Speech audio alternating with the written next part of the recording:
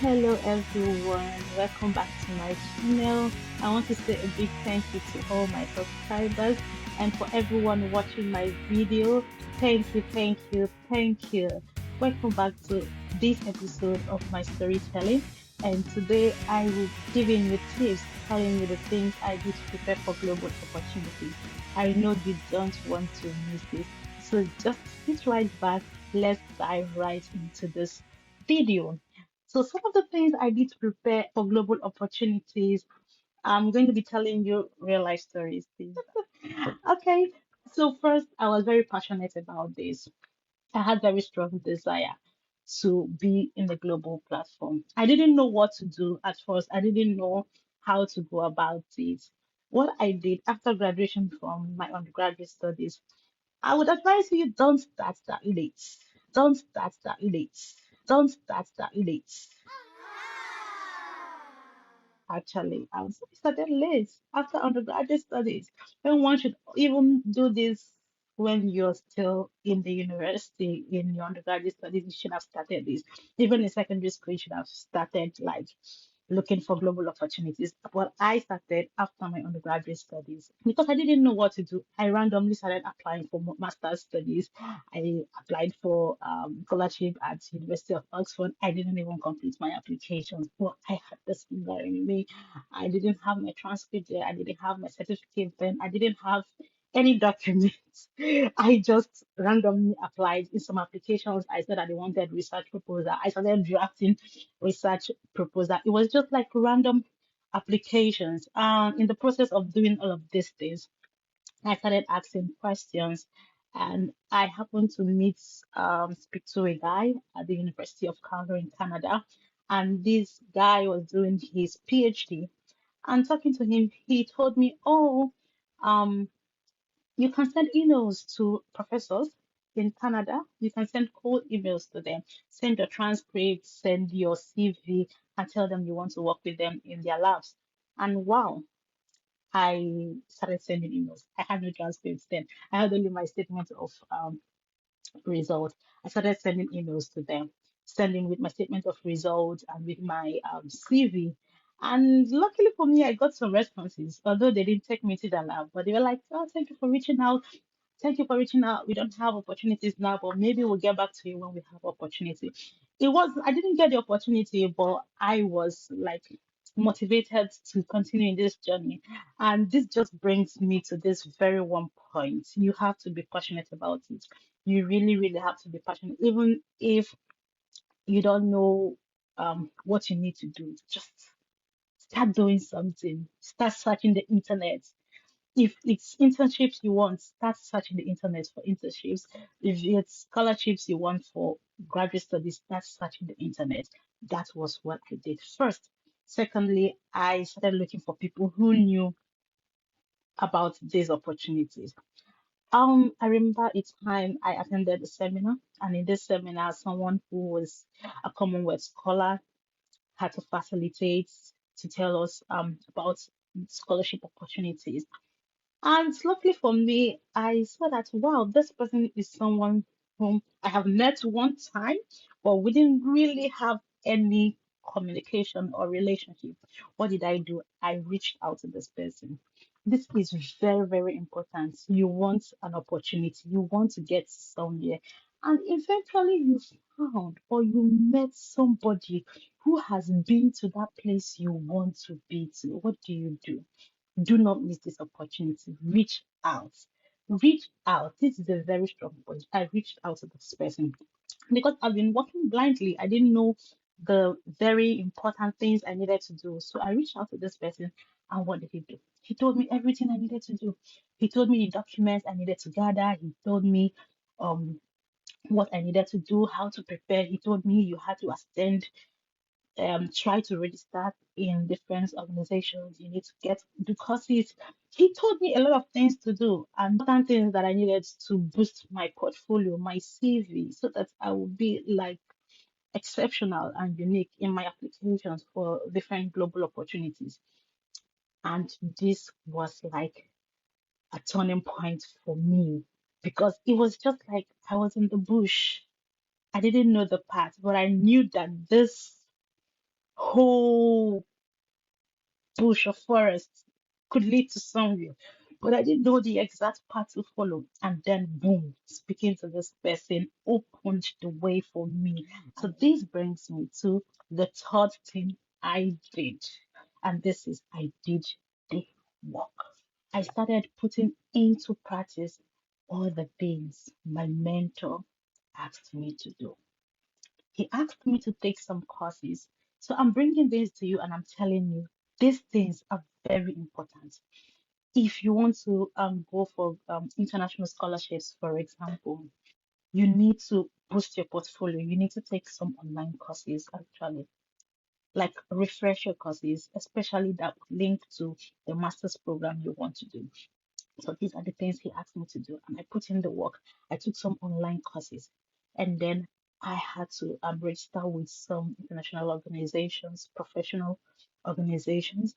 I also had to start attending conferences because I needed to put these things in my CV to make my CV look attractive, of course.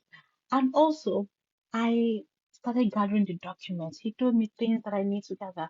So I started putting together international passports, my transcripts, and some other important documents that I needed to put together. And I had to improve my writing skills and my speaking skills. You know, when you want to get into the global space, it starts with an application, and then when you apply, you move into an interview, and after you are interviewed, in your application, your documents are assessed.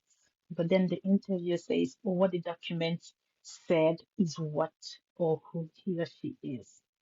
So I had to improve my writing skills because in application, you have to write essays, you have to write motivational letters, you have to, you know, draft your CV well, a lot of writing. So I had to improve my skills. And what did I do? I write motivational essays. I look at the different scholarship opportunities. I look at the kind of essays they want. I write these essays and then I send back to my mentors. And what do? They read through and they give me constructive criticisms. Like I was humble enough, open minded enough to accept every correction I was given in the process, and this helped me. I knew they have been there before, and it's a place I want to get to. Something must have helped them get to that position, and I knew I needed also to get to that position. So what did I do? I listened. I followed their instructions. I did what they asked me to do. I did the corrections. And when I saw that I have perfected these skills, if I would say the word perfect, yeah, I also try to improve my speaking skills. Because after writing this convincing motivational letter, you would have to defend that. And if you don't improve your speaking skills during your interview, you won't be able to convince them. Even if that is who you are, you won't be able to convince your interviewer that this is who I am. So what I did is I improved my skills. I did mock interviews with my mentors, and they were all serious, like real interviewers, like professors, people that actually giving me scholarship. And I took them like that because I knew that I really needed to get this right. So I did interviews, they corrected me, they tried to ask me questions that I would expect in some interviews for different scholarships. Some opportunities, they need you to be a leader, they need you to be active in community services, they need you to be a good networker. They need you to have, different capabilities and, your portfolio you need to build. I started looking for what they really wanted in a candidate, and I started doing these things. I started my foundation. I started doing a lot of community activities. I was proactive in my leadership activities. I was very active. I did outreaches, things that are measurable. Things. One of the programs I did was sending out of school children back to school. I did things that are measurable that I could write in my essays, and I had evidence to show that this is something that I did. So these are some of the things I did to boost my portfolio. So it is very important. You need to boost your portfolio. When you have a passion, and you also reach out to people who have been there before. You put in the effort, the things they ask you to do, you do them. You develop your skills, like your writing skills and your speaking skills. Then you build your portfolio. After building your portfolio, one other important thing I did, which a lot of people do not take seriously, but I actually took it seriously because I knew that this was a very important aspect. If you're going to a global platform, you also like have a public image that they'll be looking at. I remember that there are a lot of applications that I did that the recruiters had to go first to my LinkedIn to check me out. They went to my LinkedIn, checked me out before coming to invite me for any conversation at all. One important thing I did while preparing for global opportunities was I cleaned up my social platforms. The things that I'm doing that reflects my personality, I had to start putting them forward on my social media. My social media, I had, all the stylish name on my Facebook. I had to take it out and I put my real name. I started posting the things that I wanted to reflect the kind of person that I am. I also updated my LinkedIn. LinkedIn is a professional platform. I made it look very professional. Facebook, yes, can be used for different things, but I try to make mine look okay and look like the kind of represents me as somebody that people would want to be in their team, especially in the aspect of global opportunities that I was looking for. And I think that is another thing you should do. I created an email that had my name and not, emails with, all the stylish names, ice cream pinky at gmail.com, fashion style at gmail.com, blue eye girly at gmail. No, I had to make an email that had my name, Jacob Joy, so that whoever I send an email to, will know that this is the person sending this email and I won't look unprofessional. So these are some of the things that I did, and I hope that you watching this video and trying to put these things into practice would also prepare you. I have also another video I'll be making, so just stay on the dial and watch this space. I'll be telling you about some of the documents that I gathered, some very important documents that I put together as I was preparing for these opportunities. And these documents are very important. You need them. You really, really need these documents, because without these documents, you won't be able to make some important applications. They won't even look your way. So just come back to this channel and watch that. Thank you for watching this video to the end. I really appreciate the support, and I would love you to subscribe to my channel and click the notification button so that whenever I upload a video, you would also see it. Bye. Have a good day. Bye.